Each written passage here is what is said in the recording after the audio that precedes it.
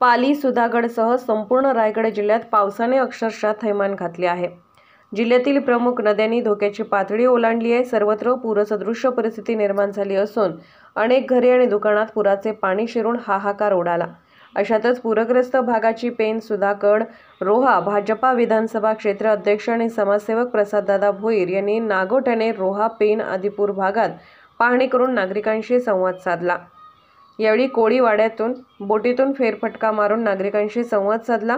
त्यांच्या समस्या जाणून घेऊन त्या संदर्भात प्रशासनाला आवश्यक ते सहकार्य करण्याबाबत सूचित केले। नागोठणे, कोळीवाडा येथील घरात पुराचे पाणी शिरून जनजीवन पूर्णतः विस्कळीत झाले।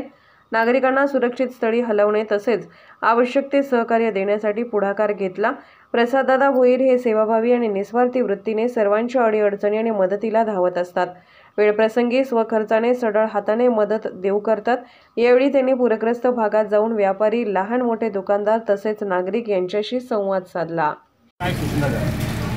खरं तर रायगडवासियांसाठी महापुरांत नवीन नाही आहे, परंतु लोकांनी जर अगदी गरजेचंच असेल आणि अत्यावश्यक काम असेल तरच घराबाहेर पडावं आणि आपल्या कुटुंबाचं, आपल्या शेजाऱ्या पाजाऱ्यांचं सुरक्षितता ही सर्वात महत्त्वाची आहे। आपण एकमेकांना सहकार्य करून जे कोण अडचणीत आहेत, ज्यांची घरं सकल भागात आहेत, त्यांना त्यांचं सामान हलवण्यासाठी, लोकांना बाहेर काढण्यासाठी खरं तर कोळीवाड्यामध्ये देखील आपल्याला हे बघायला भेटतं की कोळीवाड्यातली मुलं आज प्रत्येकजण आपल्या नेहमीच्या व्यवसायाकरता लागणाऱ्या होड्या त्यांनी आज सगळ्या बाहेर काढलेल्या आहेत आणि ज्या ठिकाणी लोक घरामध्ये अडकलेली आहेत त्या लोकांना तसेच लोकांचं सामान काढण्याचं काम ही कोळीवाड्यातली मुलं आपल्याला अगदी स्वेच्छेने आणि स्वयंस्फूर्तीने करताना दिसत आहे।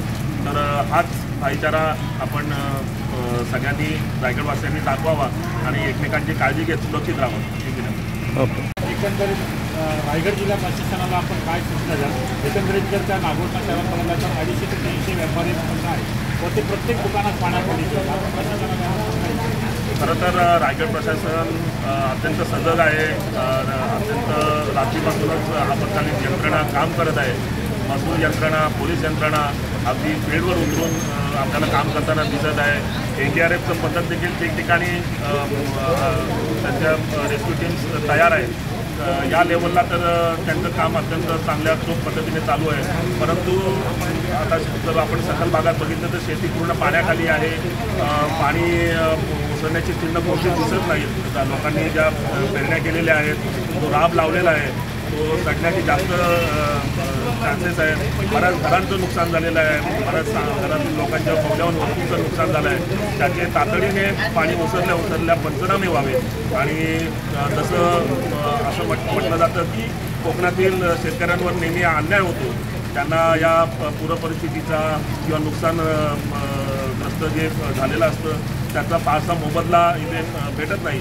ही आजपर्यंतचा जो अनुभव आहे, व्यापाऱ्यांना देखील फार मोठ्या नुकसानाला सामोरं जावं लागतं, परंतु कधीही कोणतीही नुकसान भरपाई त्यांना मिळत नाही।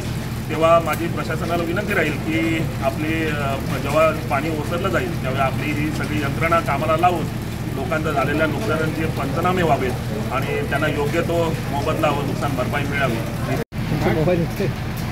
दादा, काय परिस्थिती एकूणच आहे? पेन, सुधागड, रोहा असेल संपूर्ण जिल्ह्यात मुसळधार पाऊस पडतोय, काय परिस्थिती आहे? वातावरण कसं आहे? आपण पाहणी केलेली आहे।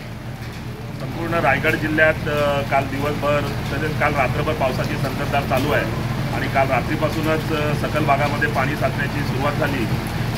घाटमाथ्यावर देखील जोरात पाणी पडतं आहे, तिथले धरणं ओव्हरफ्लो होत आहेत आणि तो जो पाण्याचा विसर्ग होतो आहे त्यामुळे नदीचे येणारी पूरपरिस्थिती ही अधिक गंभीर होत चाललेली आहे आणि त्यामुळेच रायगड जिल्ह्याला नेहमी पुराचा तडाखा बसत असतो। त्यामुळे नागोठणे झालं, रोहा शहर झालं, कोलाड झालं, पाली झालं, ही शहर नेहमी पाण्याखाली जातात, बाजारपेठा नेहमी पाण्याखाली जातात आणि तीच परिस्थिती आज आपल्याला अनुभवायला भेटत आहे।